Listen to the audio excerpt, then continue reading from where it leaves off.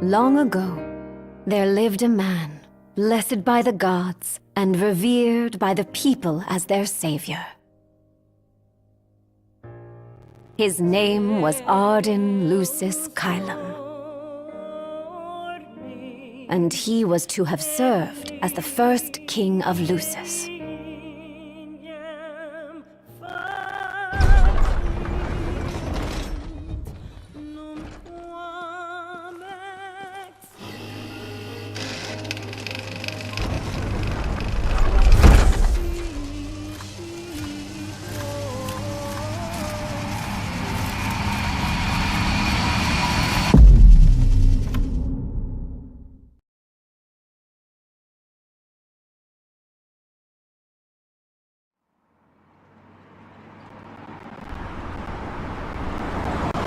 Tensions between the two countries remains high, with neither nation showing signs of backing down. In other news, a member of the Border Patrol has been reported MIA since sometime before dawn this morning. The missing officer has been identified as 28-year-old Mars Sapientia. Although Officer Sapientia allegedly reported for duty at his appointed time, fellow officers say he disappeared soon after and has not been sighted since. Officer Sapientia is a tall, fair-skinned male, and was last seen wearing his Border Patrol fatigues. Anyone with information on Officer Sapientia's whereabouts are requested to contact the Crown City Police immediately. And now a word from the Public Information Bureau. Today marks the anniversary of the founding of the Kingdom of Lucis. The Founders Day Committee has prepared a number of attractions in honor of this auspicious occasion, including a parade around the Citadel as well as a statue of the Founder King himself. All are welcome and encouraged to participate in today's festivities. This has been a message from the Public Information Bureau. What about you? Now, on to the weather. Shouldn't you be looking for your buddy? Today in the Crown City, we expect mild and sunny weather with nothing but blue skies. I'm on The special Borderlands assignment. may experience some inclement weather, starting in the evening and continuing throughout the night. That concludes today's news and weather.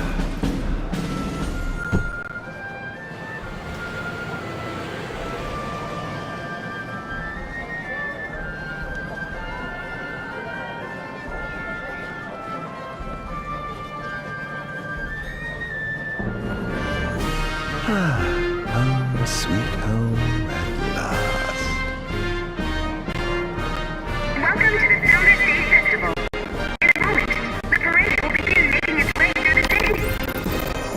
King Regis is scheduled to participate in the festivities, circling the Citadel alongside the statue of the Founder King, Somnus Lucis Kylum.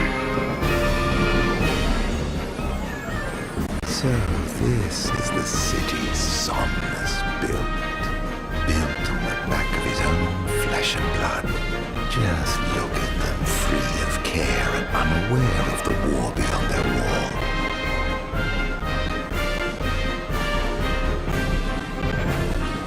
In order to ensure the safety of all festival goers, we ask that you please follow all staff instructions. Vehicular access will also be limited in some areas around the Citadel for the festival's duration. In addition, traffic will be stopped entirely during the parade. We thank you for your cooperation. What need is there to worry when brick and mortar blinds them to the suffering outside? Why venture out into the world when you feel so safe within?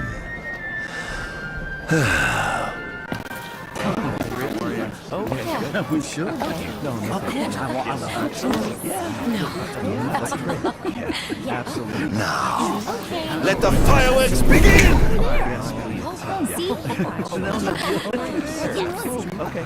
Right, let's go!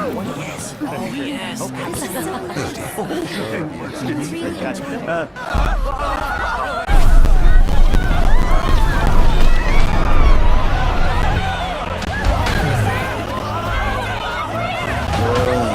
Closer be the wind beams of the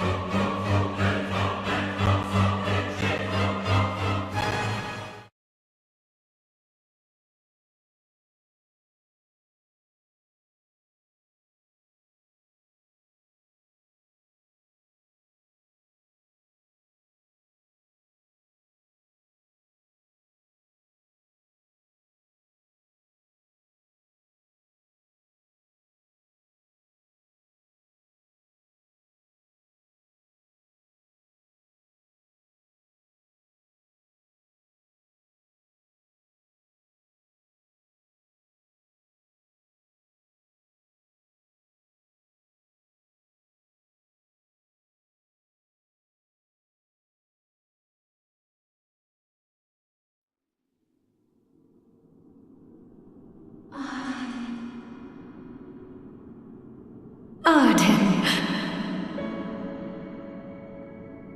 Oh, Ardtn, you can't expect me to believe that.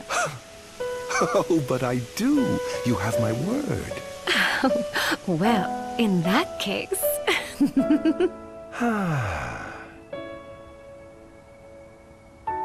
You look exhausted, my love. Are you all right? I am.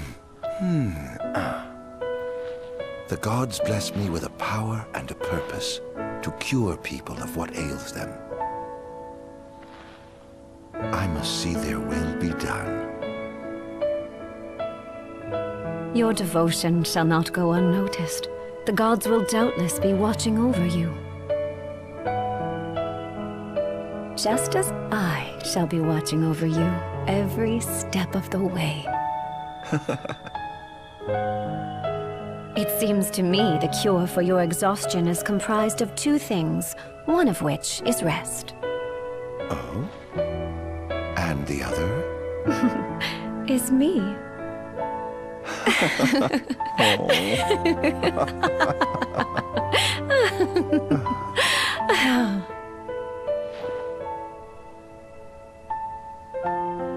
Oh, Era, pray be with me, always.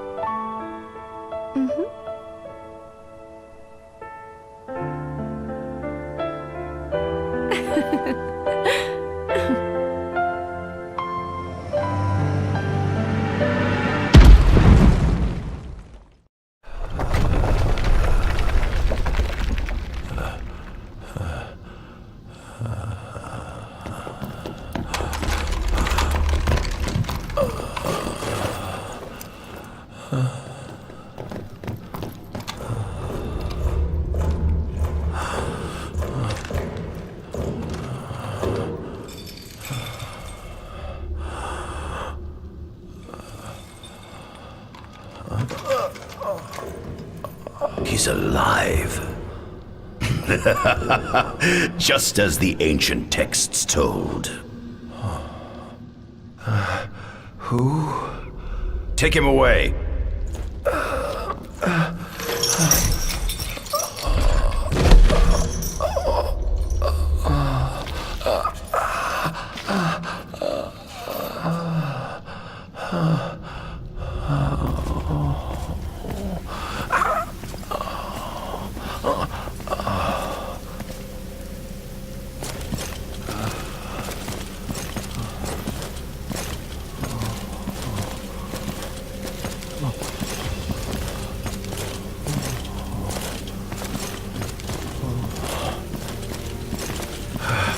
Don't touch me.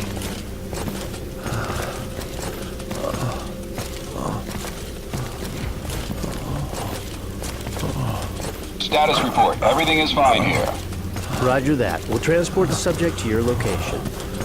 And we'll have the medical team ready as planned.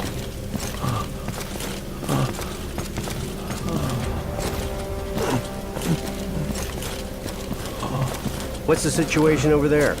Nothing to report. We're just...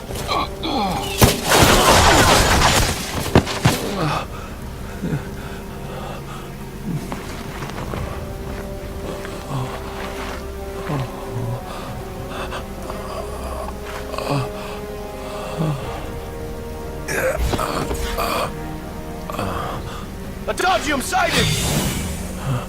Adagium? Get it back in the cell. No matter what.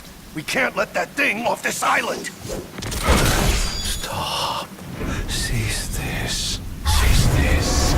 At once!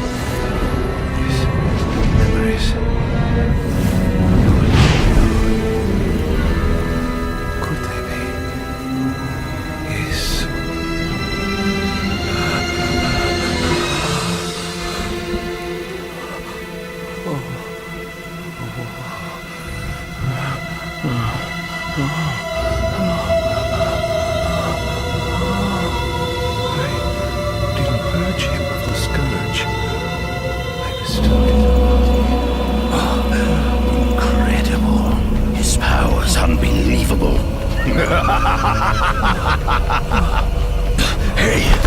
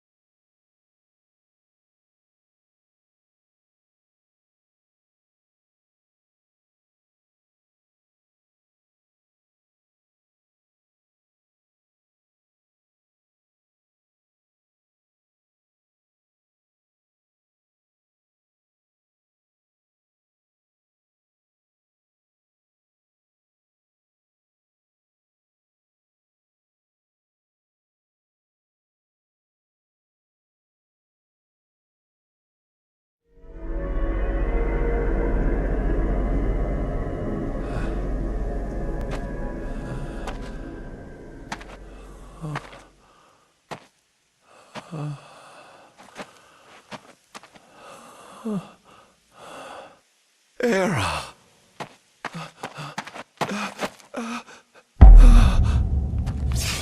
Somnus. Forgive me, brother, but the throne seats only one. Era! Gods, no!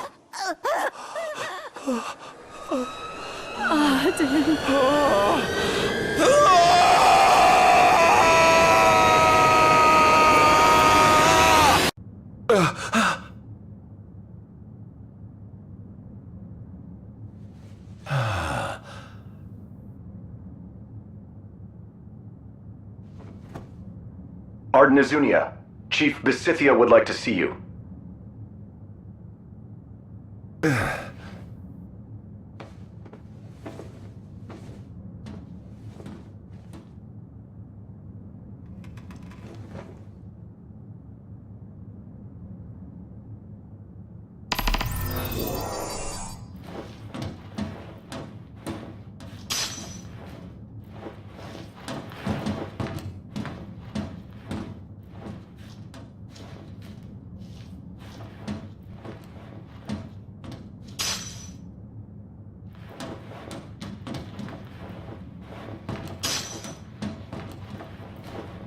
Might as well head out.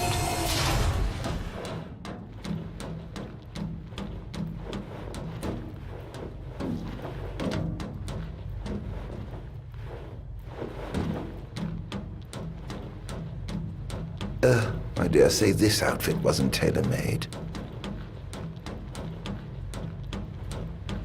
Not the most enthralling view.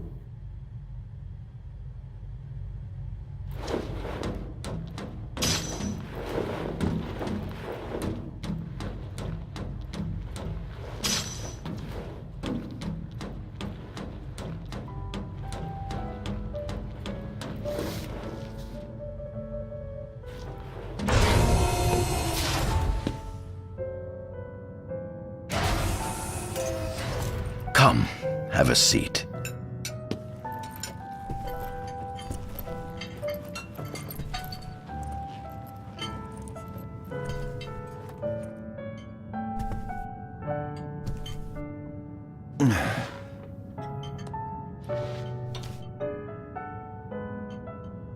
Gods above, we thank you for the bounty you have laid before us. Don't want your food getting cold, do you?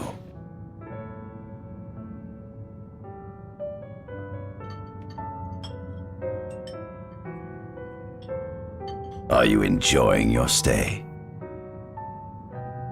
No. You've been asleep for years. Learning to appreciate the waking world will take time. Perhaps I can help enlighten you while we dine.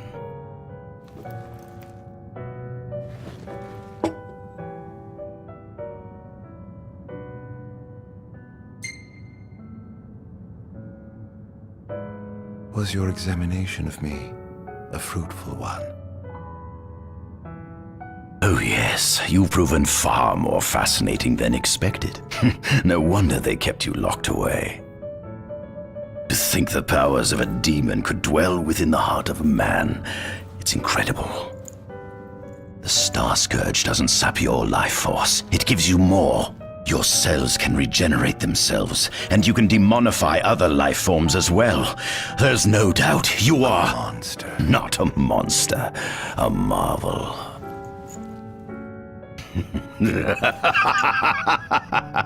I can't wait to unravel all your mysteries.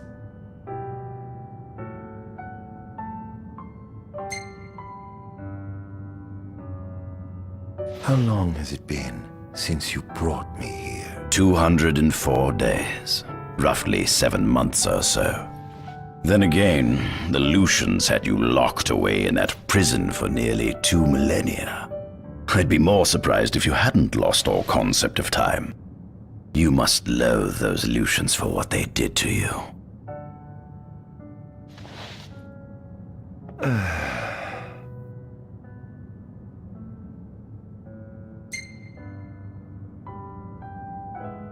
What is this food? Meat, cloned in this facility. Cloned? We cultivated somatic cells, used them as donors to fuse the nucleus transplant cells to the recipient oocytes, and then we... Enough! I've no ear for the ramblings of a lunatic. What is it you want from me, anyhow? What about me interests you so? You said it yourself, didn't you? You were chosen by the gods. And frankly, with powers like yours, I'd say you're nearly a god in your own right. We need those powers that you possess. With your strength on our side, we could finally put an end to the gruesome war with Lucis. You too must desire the fall of the kingdom that cast you into exile. My desires are all in the past. The man who wronged you may have died long ago, but his descendants live on to this day. Surely you must bear them some feelings of ill will. My feelings are none of your concern.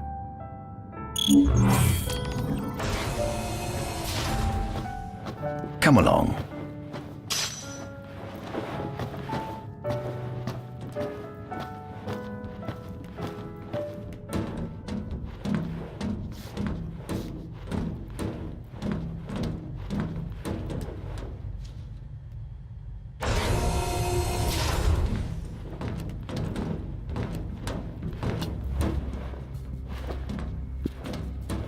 This is the fruit of my labor. A small portion of it, that is.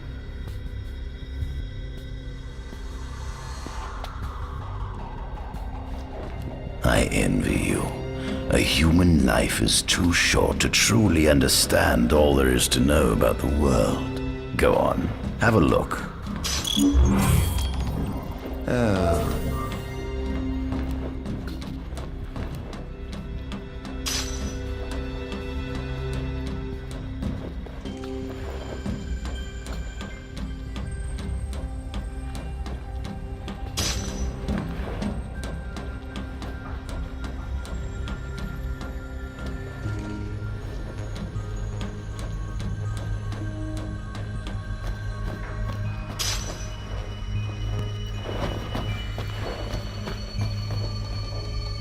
At center, we see what I presume to be Lucian warriors and the kings of yore.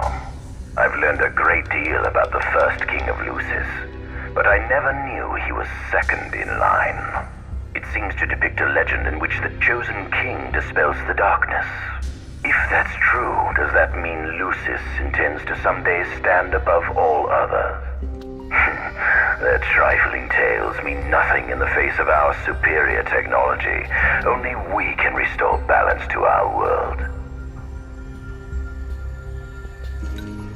At the top of the painting, we see the Oracle herself. The bloodline of the Oracle is one of the oldest in years, originating with Eromirus Flore. Only they possess the power to commune with the gods. This painting depicts the Oracle as some goddess of light herself. She'd doubtless prove a powerful ally if she could be persuaded. On the sides of the frame, we see the Hexathian. Conspicuously absent is the traitorous god of fire who started the Great War of old. Perhaps developing a deeper understanding of the demons will bring us closer to comprehending their divine counterparts. But what if I were to find a way to combine those two disparate elements? By my estimation, the grotesque creatures depicted here are likely demons. Could this mean these monsters will be harbingers of the apocalypse? If only we could find a way to harness their power for ourselves. The line of Lucis was chosen to eradicate evil from Eos. And with the divine on their side, how could they fail? It has been estimated that Eos came into existence some 4.5 billion years ago. It has been estimated that Eos came into existence some 4.5 billion years ago. Ancient myths tell tales of 6 protector gods who first alighted upon Eos in the ancient Solheim era. Fossils thought to be remains of the oldest members of the human race were discovered in the Pistala region. Some claim that humans discovered fire in the Sukarp region even before the dawn of the Solheim civilization. According to legend, the fire god Ifrit first bestowed his burning wisdom upon a man who later sat the throne of Solheim. The mechanized civilization of Solheim is presumed to have originated in the Diskai and Klang regions. Exactly when the civilization rose and fell, however, remains the subject of much investigation. The enormous crevasse separating the regions of Klang and Duskai is known as Telpar Crag. It is here that the War of the Astrals is said to have taken place. When Ifrit tried to reduce mankind to ash, the other gods fought back, and some claim this clash caused the collapse of Solheim.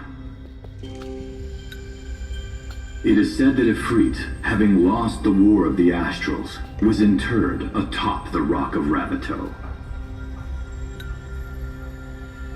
After the war, the ice goddess Shiva allegedly sank into a deep slumber, nestled in the Goravas rift of Volup. To this day, no one knows what became of the blade god Bahamut. The earth god Titan can be seen supporting the meteor at the heart of the disk of Kothis in the sky. As for the storm god Rama, legend has it he sealed himself away within Fosha Hollow in the sky. The sea goddess Leviathan disappeared in the wake of the war. Some say she swam below the waves and slumbers beneath the city of Altisha. Some 2,000 years ago, the gods granted Somnus Lucis Caelum 2 gifts: the sacred stone and ring. With these in hand, he founded the kingdom of Lucis. In the centuries since, Lucis has managed to expand its territory while struggling to suppress a parasitic plague. As of ME 722, Mor's Lucis Caelum sits the throne as the 112th monarch of his line. Regis Lucis Caelum is King Mor's firstborn son, and first in line to succeed his father. Angelgard, off the coast of Golden Key, is an uninhabited island that Lucians regard as sacred ground. Ancient texts tell of a monster known as Adagium supposedly sealed away within, but investigations into its existence have yet to provide conclusive evidence.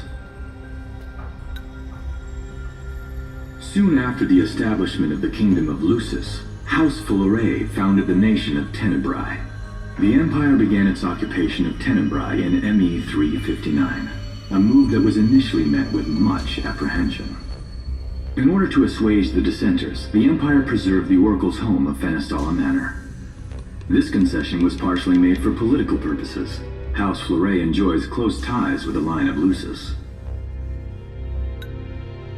The Accordo Protectorate has developed into a bustling league of towns at the heart of maritime trade.